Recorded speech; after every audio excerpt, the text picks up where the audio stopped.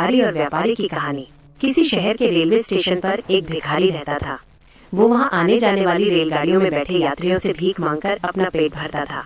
एक दिन जब वो भीख मांग रहा था तो सूट बूट पहने एक लंबा सा व्यक्ति उसे दिखा। उसने सोचा कि यह व्यक्ति बहुत अमीर लगता है, इससे भीख मांगने पर यह मुझे जरूर अच्छे पैसे देगा।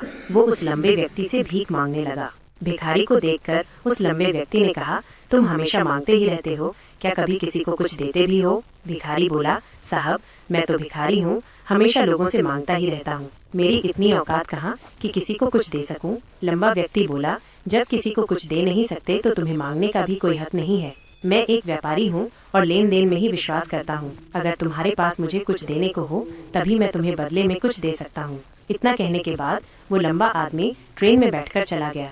इधर भिखारी उसकी कही गई बात के बारे में सोचने लगा। उस लंबे व्यक्ति के द्वारा कही गई बात उस भिखारी के दिल में उतर गई। वो सोचने लगा कि शायद मुझे भीख में अधिक पैसा इसीलिए नहीं मिलता क्योंकि मैं उसके बदले में किसी को कुछ दे नहीं पाता हूँ। लेकिन मैं तो भिखारी हूँ, किसी को कुछ देने लायक भी नहीं हूँ। लेकिन कब तक मैं लोगों को बिना कुछ दिए केवल मांगता ही रहूँगा? बहुत सोचने के बाद उस भिखारी ने निर्णय किया कि जो भी व्यक्ति उसे भीख देगा उसके बदले में वो भी उस व्यक्ति को कुछ जरूर देगा। लेकिन अब उसके दिमाग में ये प्रश्न चल रहा था कि वो खुद भिखारी है तो भीख के बदले में वो दूसरों को क्या दे सकता है।